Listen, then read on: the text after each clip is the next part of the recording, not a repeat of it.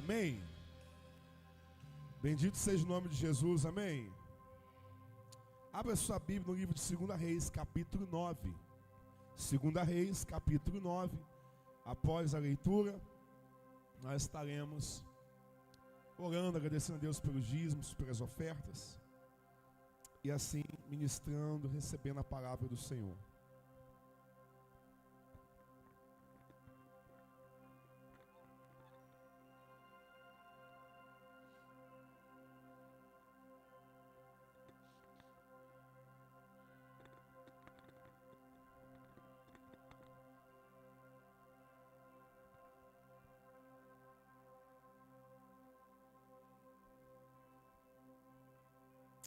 Amém? Quem achou 2 Reis capítulo 9, fica de pé para a gente ler a palavra do Senhor, versículo 22 ao versículo 24. Diga quem está do seu lado assim, olha, você é uma flecha na mão do Senhor. Fala quem está do outro lado assim, você é uma flecha na mão do Senhor. Você crê nisso?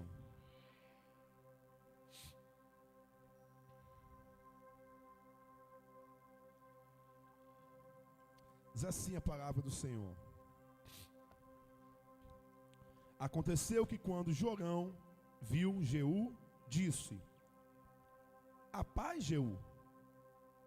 E ele respondeu: que paz? Enquanto as prostitutas de tua mãe, Jezabel, e suas feitiçarias são tantas. Jorão virou as mãos e fugiu. E disse a Acasias: a traição, ó Acasias. E Jeú puxou um arco. Diga, Jeú puxou um arco. Com toda a sua força, diga, com toda a sua força. E feriu Jorão entre os seus braços. E a flecha atingiu seu coração. E ele afundou em sua carruagem. Vamos orar? Senhor, obrigado pela tua palavra, meu Deus. Obrigado, Deus, pela tua presença tão real em meus louvores do seu povo. Obrigado por aqueles que essa noite entregam os seus dízimos, suas ofertas em adoração, obediência e fidelidade ao teu nome, Senhor. Obrigado, meu Deus, porque a tua presença aqui não é só uma questão de emoção, é uma testificação de que o Senhor está na casa, de que o Senhor se faz presente para operar, para curar, para levantar, para reerguer, para redimir, para renovar. E nós louvamos o teu nome por isso. Honramos ao Senhor, dizemos a ti, Jesus, nessa noite, que tu és tudo que nós temos. Fala agora conosco, assim como Eli instruiu a Samuel a dizer, fala que teu servo ouve. Nós nessa noite queremos fazer a mesma oração. Fala, Pai, que teus filhos ouvem nessa noite. Em nome de Jesus nós oramos. Amém, amém. Você pode se assentar. Glória a Deus. Essa passagem é uma passagem interessante, porque o texto vai dizer que o profeta Eliseu, ele mandou um servo dele, um aluno, um filho dele espiritual, porque é interessante que toda vez que Eliseu está diante dos alunos, ele vai chamar os alunos de filho. Toda vez que a palavra diz assim, os filhos dos profetas, está falando dos alunos dos profetas, os discípulos dos profetas. Só que a relação ali não é uma relação apenas de alguém que é um aprendiz, é um aluno, é uma relação de amor, de afeto, de paternidade, de carinho. Então ele vai dizer, os filhos dos profetas. E ele chamou um dos filhos dos profetas e deu uma missão. Você vai até Jeú, que é capitão, filho de Josafá, e vai ungir Jeú, rei de Israel. E quando você ungir Jeú, rei de Israel, você vai correr, vai sumir da frente de todo mundo. Por quê? Porque é uma missão perigosa, vai gerar tensões políticas, vai fazer com que você seja odiado. Então o menino saiu, ele foi em direção a Jeú, E quando ele encontra Jeú, ele não conhecendo bem, pergunta: quem é Jeú aí? Ele diz: olha, sou eu. Então, eu preciso falar com você de forma particular. O texto vai dizer que Jeú levou aquele menino, que possivelmente seja Geazi. Jeú levou ele na câmara. Levou ele aonde? Fala bem alto assim: na câmara interior. Mais uma vez, fala assim: na câmara interior. Ou seja, num quarto, no aposento interior. Jeú levou esse menino ali, de forma que o profeta... É diferente, Mônica. É diferenciada.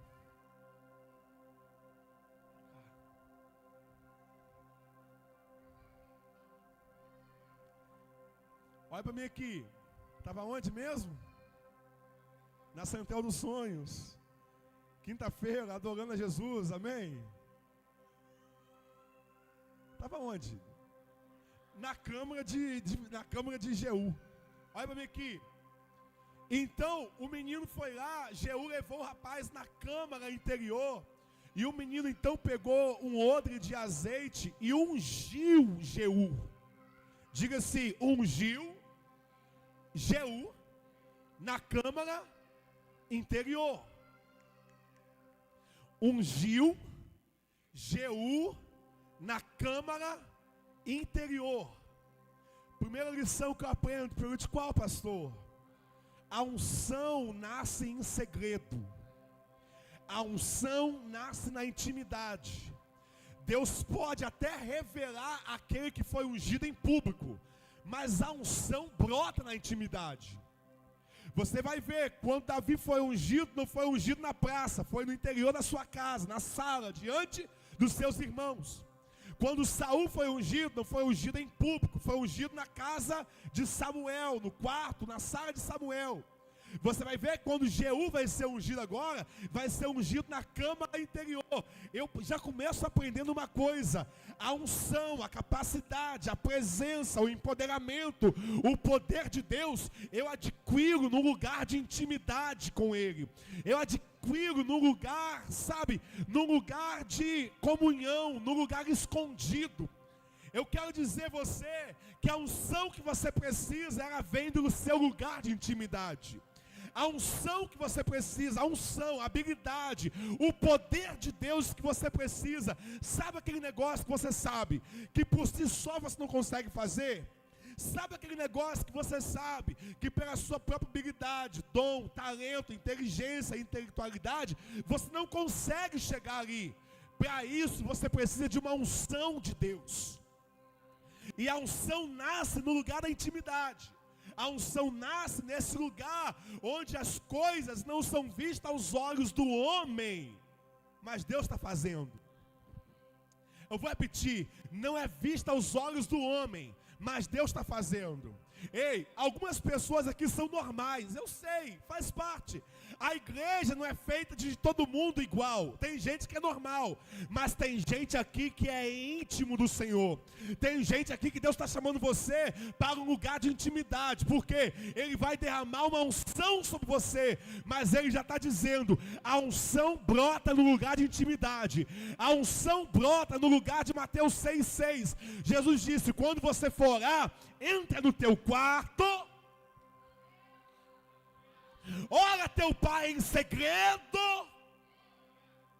e quando teu pai fizer aquilo em segredo, quando seu pai que tiver, em segredo ou no secreto, ele vai te recompensar até publicamente. Mas você entra no teu quarto. Diga: começa no quarto. Fala mais uma vez, diga: começa no quarto. Jeú foi ungido na câmara interior, rei de Israel. Só que agora, Jeú não vai ser ungido em vão, porque Deus não dá unção sem missão. Deus não dá unção sem propósito. O profeta vai falar assim: o recado de Deus é o seguinte: eu estou ungindo você, rei de Israel. Para quê? Porque você vai ferir a casa de Acabe. você vai vingar o sangue dos meus profetas, aos quais Jezabel perseguiu, Jezabel matou. Chegou a hora do juízo sobre a casa de Acabe, e você, Jeú, vai cumprir a missão. Então você percebe que ninguém recebe unção à toa, ninguém recebe unção em vão. Na verdade, irmão, eu te dou um conselho: não persiga a unção, porque tem gente que só quer unção, não quer nada mais, é só unção. O que você precisa é encontrar a missão, porque quem encontra a missão, a unção o encontra. Quem encontra a missão, quem encontra o propósito, a unção cedo ou tarde vai chegar, vai ser derramada, vai ser reconhecido, mas tudo começa quando você encontra a missão. Diga, encontra a missão.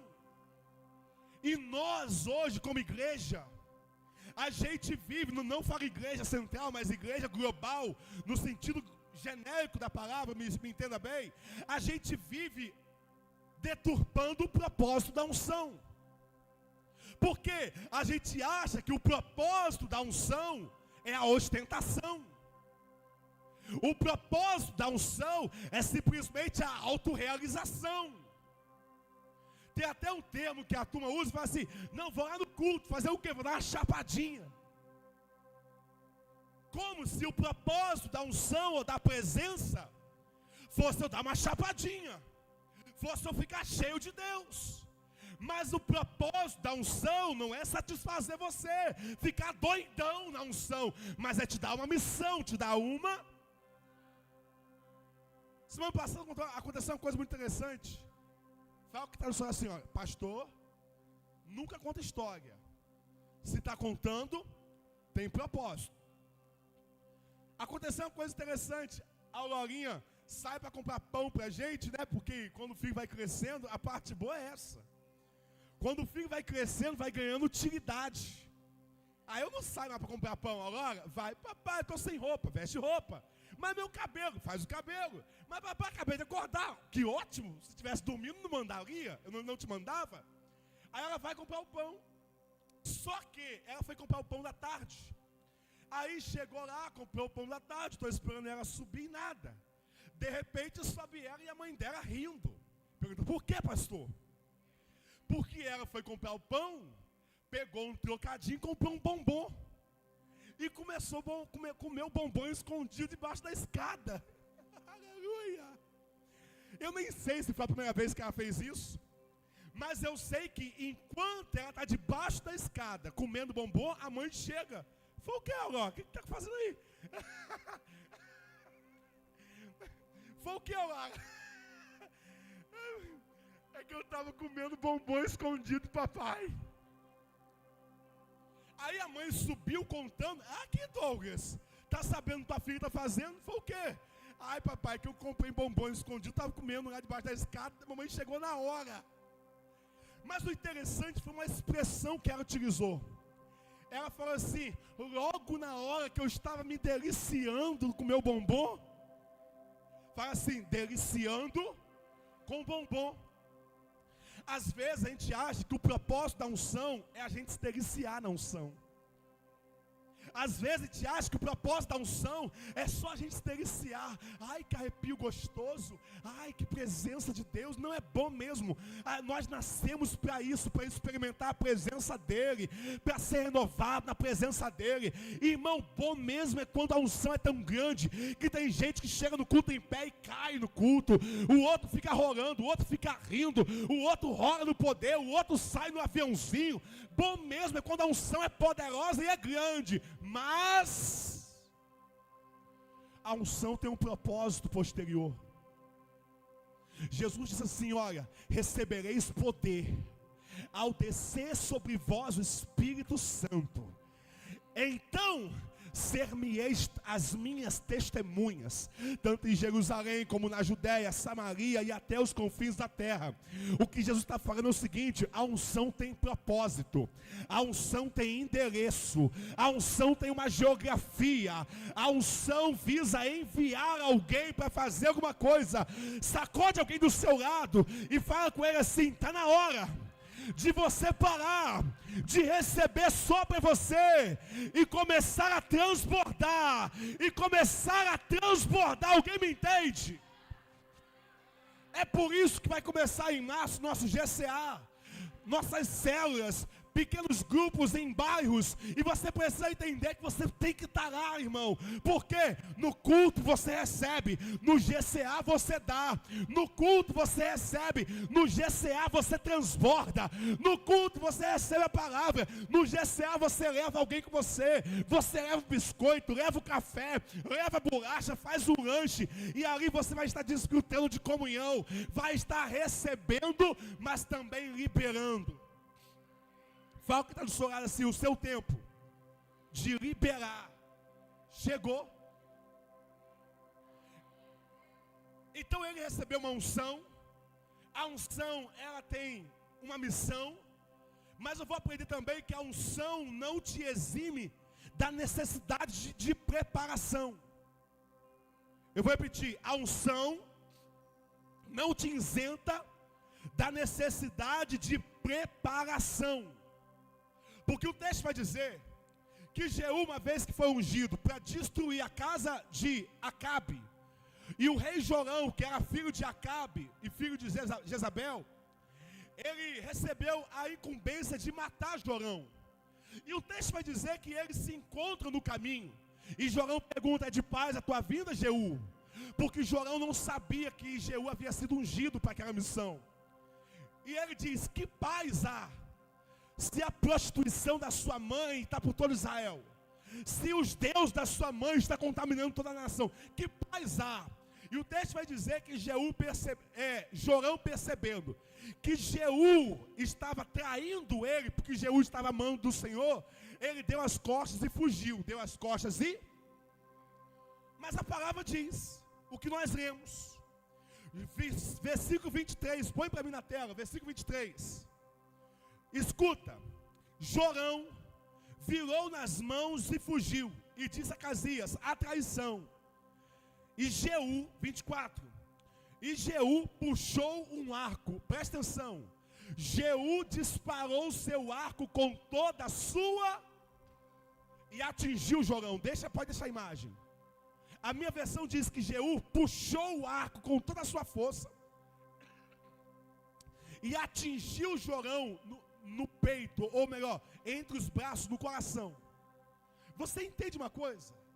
Nenhum soldado, nenhum capitão como Jeú era, pega um arco, tensiona o arco e acerta o alvo com tanta precisão, se não for alguém preparado para aquela missão, se não for alguém que tem habilidade em lidar com aquela ferramenta. O que eu vou entender? Deus levanta Jeú para uma missão, mas levanta porque ele era preparado. O que é isso, pastor? Criou-se uma ideia de que Deus capacita quem ele escolhe, mas em nome dessa falsa ideia de que Deus capacita quem ele escolhe, a ideia que se criaram foi: se ele me escolheu, eu não preciso me capacitar.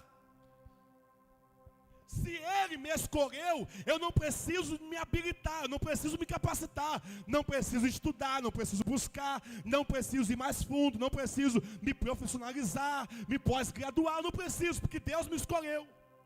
Só que o fato de você ser escolhido e ungido não isenta você do caminho da preparação. Que é isso, pastor? Tem muita gente querendo reinar, mas com pouco preparo. Tem muita gente querendo acessar lugares altos, mas não acessa lugar baixo, que é o lugar do aprendizado. Tem muita gente querendo se levantar para ensinar, mas primeiro não se assentou para aprender. Tem muita gente que quer abrir a boca para falar, mas primeiro não se abaixou, não se assentou, não teve humildade para ouvir. A unção não te isenta da necessidade de preparação. Olha para quem está do seu lado, fala com ele assim: ainda dá tempo de se preparar. Fala com ele: ainda dá tempo de você se fortalecer emocionalmente, intelectualmente. Ei, tem alguém me entendendo aqui nessa noite? Porque você é flecha na mão de Deus, você é flecha na aljava de Deus, mas toda flecha precisa de preparo. Você já viu como que Deus escolhe Davi? A palavra vai dizer que Davi, ele tocava e tocava bem. Era bonito, gentil aspecto, habilidoso, trabalhador, sisudo em palavras, ou seja, falava bem. Ou seja, Deus não escolheu simplesmente porque era bonitinho, é porque tinha um conjunto de habilidade que Deus olhou para ele e falou assim: me serve. Quanto mais você se prepara, mais você entra na rota da bênção. Quanto mais você se prepara, mais você entra na rota do propósito. Quantas vezes, irmão, talvez você já tentou fazer alguma coisa, já tentou empreender, já tentou romper, já tentou chegar em determinado lugar, você fez força, você estava bem motivado, você estava bem disposto, mas coisas aconteceram e você fala assim: desisti. Mas por que desistiu? Não é porque a porta não se abriu, não é porque as coisas não favoreceram, é porque na verdade você tinha intenção, boa vontade, iniciativa, mas faltou preparação. Porque o preparado rompe, o preparado vence, o preparado chega, o preparado atinge o objetivo. O preparado acerta o alvo. Ei, tem alguém me ouvindo aqui nessa noite? Sacode alguém do seu lado e fala com ele assim: 2025 acabou de começar. Fala com ele assim: aquele cursinho que está faltando no seu currículo. Me ajuda a pregar, Central. Sacode alguém e fala com ele assim: aquele cursinho que está faltando no seu currículo. Aquele ministério que você ainda não entrou. Aquela aula que você ainda não fez. Deus está dizendo: ei, se prepara porque eu vou te usar. Mas para eu te usar, você precisa se apresentar habilitado. Você pode aplaudir Jesus por essa palavra, irmão?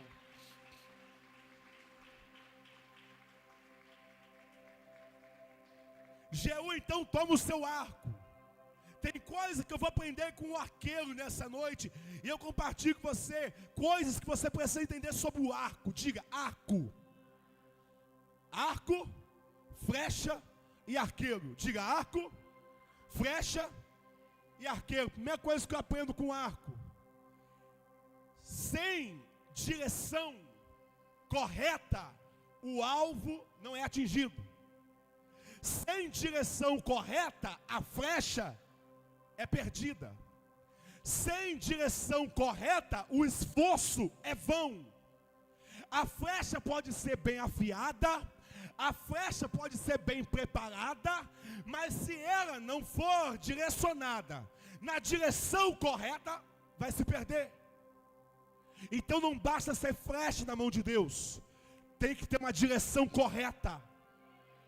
E a segunda coisa que eu aprendo é que flecha não escolhe a direção, ela simplesmente é enviada para onde o arqueiro determina. Olha porque está do seu lado e fala com ele assim: para de escolher e deixa o arqueiro te comandar.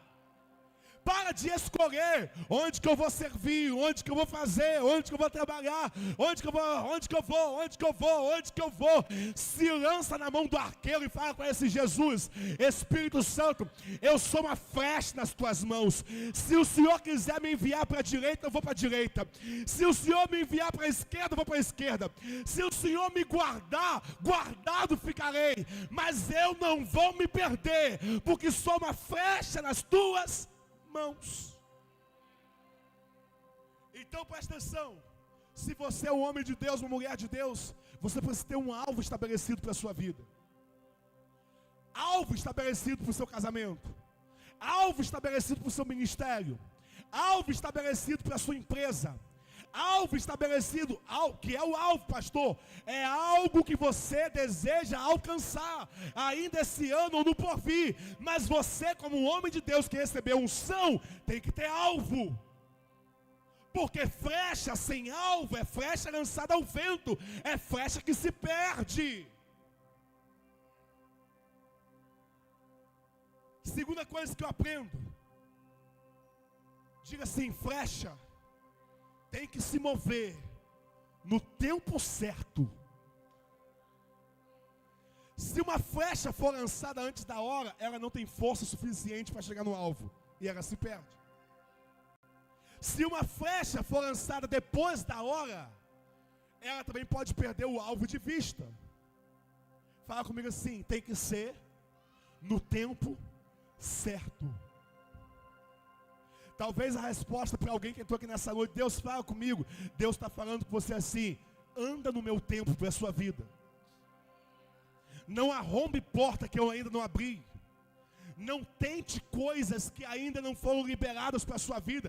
Não force, porque você precisa caminhar no tempo certo. A flecha precisa sair no tempo certo. A terceira coisa que eu vou aprender é que não basta a flecha afiada,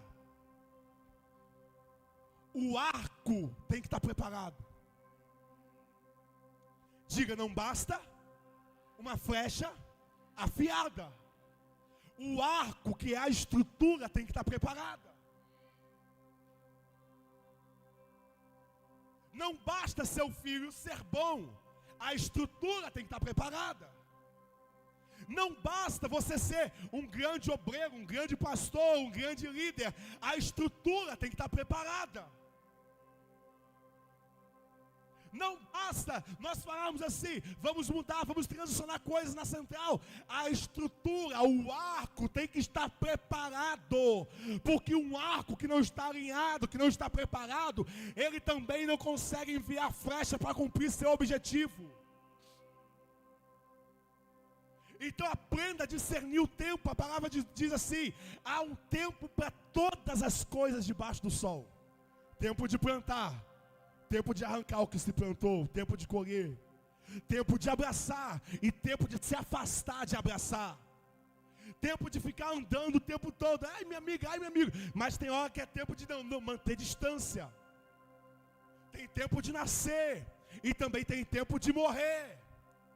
Tem tempo de ir, mas também tem um tempo de ser preparado.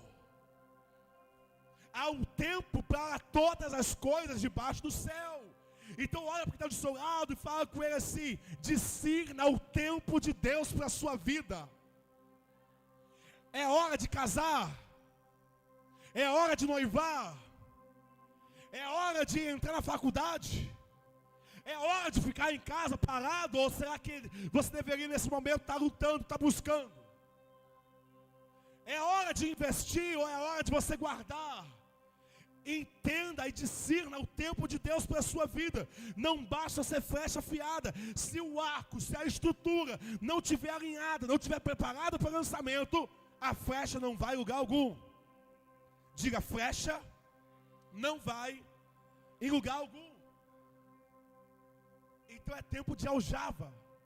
Se é tempo de aljava, é tempo de preparo. Olha para o seu lado e fala com ele assim: é tempo de preparo. Porque se Deus te levantou para esse tempo, o seu tempo vai chegar.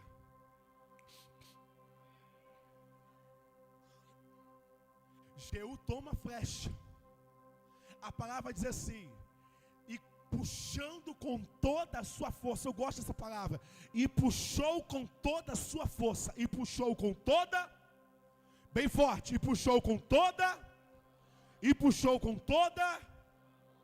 Ah, irmão, engraçado que quando eu lembro para Jeú tensionando o arco dele com toda a sua força, eu lembro daquele outro rei, que o profeta mandou ele atirar flechas pela janela, mas ele, podendo tirar 5, 6 flechas com toda a sua força, ele lançou 3 flechas no chão.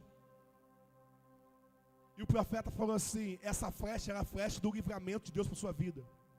Se você lançasse com todas as suas forças, todas as flechas, você iria exterminar seus inimigos para sempre. Mas já que você não foi eficaz, já que você não teve ímpeto, não colocou força no que você está fazendo, você só vai vencer 3 vezes, mas depois será derrotado. Sabe o que eu vou aprender, irmão? Quando Deus põe algo na sua mão para fazer, faça com toda a sua força. Quando Deus põe algo na sua mão para fazer, faça com excelência. Quando Deus põe algo na sua mão para fazer, não faça meia boca, não faça meia tigela. Se meu Deus me confiou algo, eu vou dar o meu melhor. Se é para fazer, farei com excelência. Se é para ir, eu irei com excelência. Irmão, excelência não tem a ver com dinheiro, mas com mentalidade. Eu vou repetir, excelência não tem a ver com dinheiro, tem a ver com mentalidade. Fala mais alto, fala para quem está do seu lado, excelência não tem a ver com dinheiro, mas com mentalidade. Quanto mais dinheiro tem, mais excelência a gente põe, mas excelência não tem a ver com mentalidade. Uma pessoa medíocre poderia vir aqui e colocar essa água no copinho de plástico, mas a excelência põe numa xícara. Aí a excelência vai avançando e coloca numa taça. Depois vamos melhorar, vamos tirar essa garrafinha de plástico e colocar um jarro também de vidro. Porque a excelência não tem a ver com o tanto do dinheiro que eu tenho, mas com a mentalidade que eu carrego. Tem pessoas que às vezes está tudo bem, cada um tem uma criação, mas chega no domingo de manhã, você vai tomar café com a sua família. O que você faz? Cada um pega o seu café, põe dentro da caneca de plástico e sai. Um vai para a garagem, o outro vai tomar café na sala, e o outro faz isso, o outro faz aquilo. Mas quando a mentalidade é excelente, uma vez por semana pelo menos, a mulher faz o seguinte: não, calma aí, vamos colocar a mesa, vamos colocar o pão hoje, não vai ser dentro da sacola de plástico, eu vou colocar dentro de uma cestinha de papelão, ou de bambu. Não, hoje, o pão hoje não vai ficar no bambu apenas, o café hoje não vai ficar apenas na caneca de plástico, fedorenta, com marca de barba todo dia.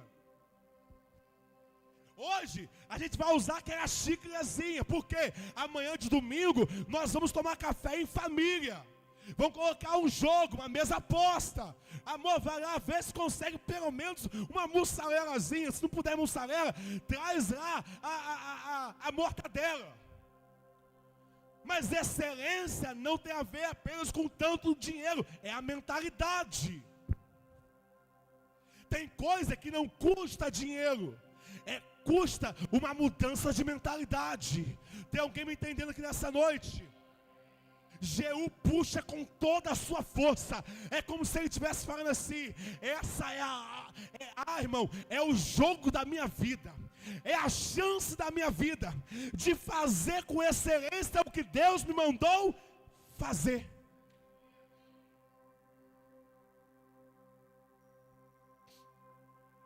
Pastor Douglas não é excelente em tudo. Tem coisa que eu preciso de ajuda, mas tem coisa que eu me esforço para ser excelente. Pode ter 5 pessoas, pode ter 100 pessoas, pode ter 500 pessoas, eu vou gritar do mesmo jeito.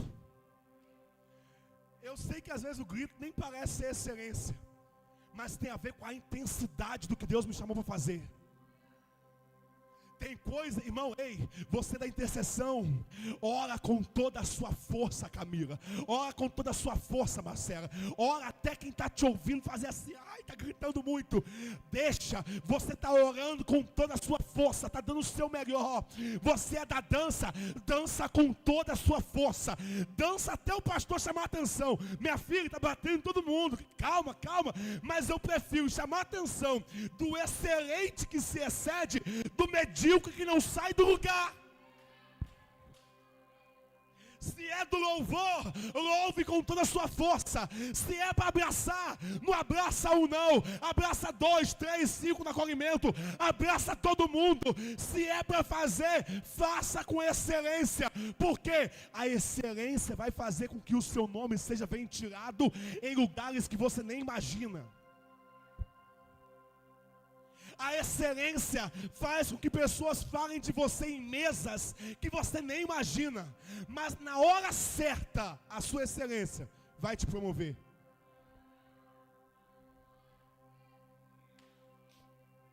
Conhece Mick? Joga na mão dele. O moleque é bom. Conhece JP? Conhece Claudinho? Pode contratar. É bom. Por que é bom? Porque chega antes da hora e sai um pouquinho depois.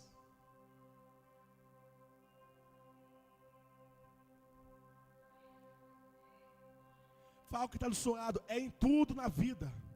Começando na sua vida com Deus.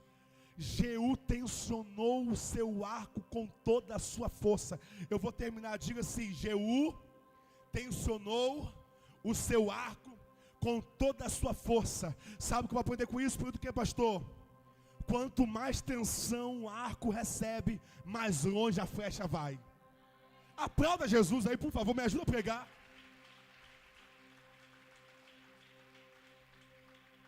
Quanto mais tensão a flecha, o arco recebe, mais longe a flecha vai chegar. Pode vir a banda.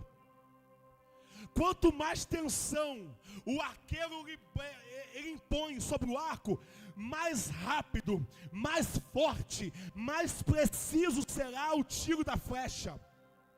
Posso pregar? Posso falar? A nossa geração hoje, ela não quer receber tensão.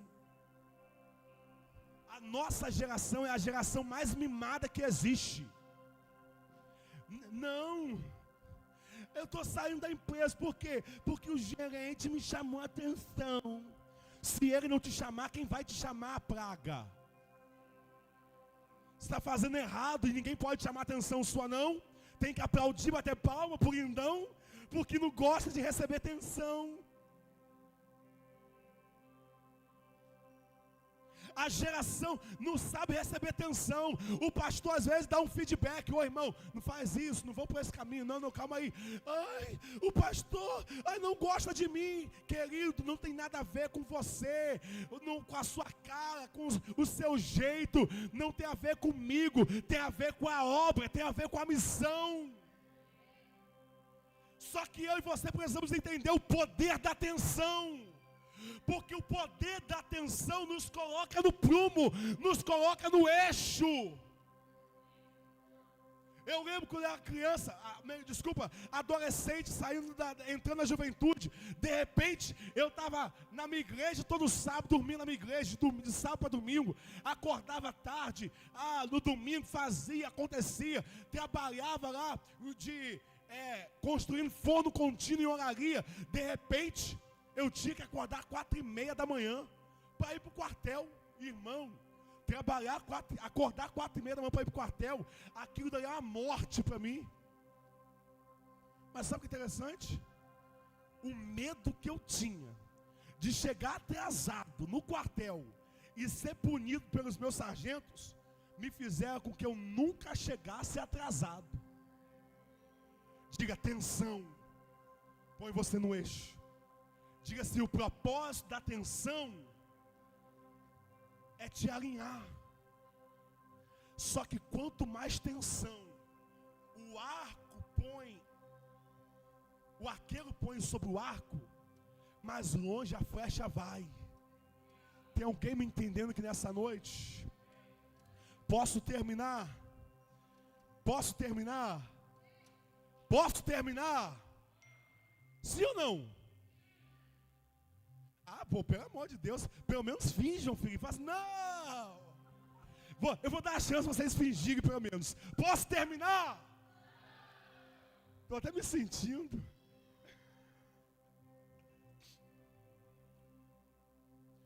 Essa tensão que você está vivendo hoje no seu casamento, não é para te destruir, não. É o arqueiro te preparando para você ir mais longe.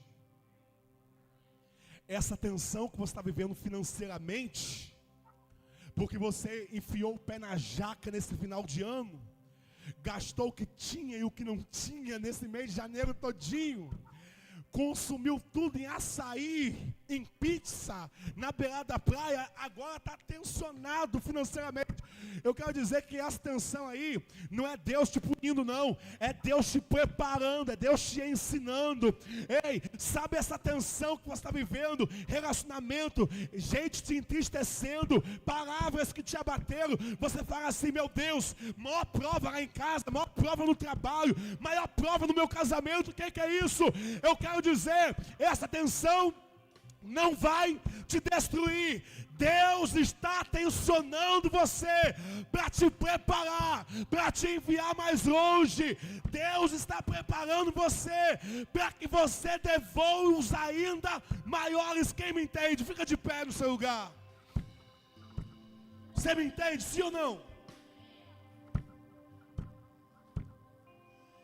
Por isso que eu quero falar algo com você. Ame a atenção. Ame ser cobrado. Sim, sim. Ame desafio. Ame o alinhamento. Ame ser pressionado de alguma forma. Ame ser esticado. Agradeça a Deus, porque Deus não está deixando você parado. Deus não está deixando você do mesmo tamanho. Eu quero dizer, irmão, essa tensão, essa dor, são dores de crescimento. São dores de você ser esticado. Pastor, eu queria ficar em paz, eu queria me sentir mais acomodado. Quem está crescendo não pode ficar acomodado, porque o crescimento dói. O crescimento expande a gente. Mas eu quero dizer a última coisa. Pergunta o que, pastor? Faça comigo assim, olha. Vira para todo mundo para lá, por favor. Imagina que você está segurando um ar. Imagina comigo aí, eu sei, dá lugar a criança que está dentro de você. Imagina que você está segurando um ar. Puxa agora o arco para trás, como se fosse lançar. 1, 2, 3 e... Fala assim, arco, arqueiro e flecha. Fala assim, quando eu puxo o arco para trás, desculpa, quando eu puxo a flecha para trás, parece que a flecha está regredindo.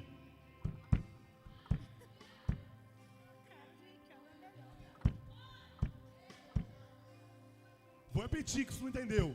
Quando eu puxo a flecha para trás, parece que a flecha está regredindo, mas na verdade ela não está regredindo. Ela está sendo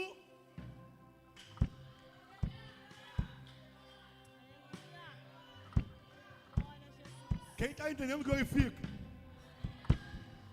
Parece regredindo, parece que ela está regredindo, mas na verdade ela está sendo impulsionada. Pastor, não estou entendendo, então eu termino. Talvez você está começando esse ano com a sensação de que alguém puxou você para trás. Talvez você está começando esse ano com a sensação de que algo está travando você, mas eu quero liberar uma palavra, fica tranquilo. O que parece ser uma regressão, o que parece que você está recuando, é Deus preparando o impulso para te enviar, porque a sua próxima fase vai ser melhor, a sua próxima fase vai ser maior, você vai alcançar seu objetivo, você vai atingir o seu propósito. Quem entende, glorifica a Deus, exalta o Senhor. Vamos adorar, vamos.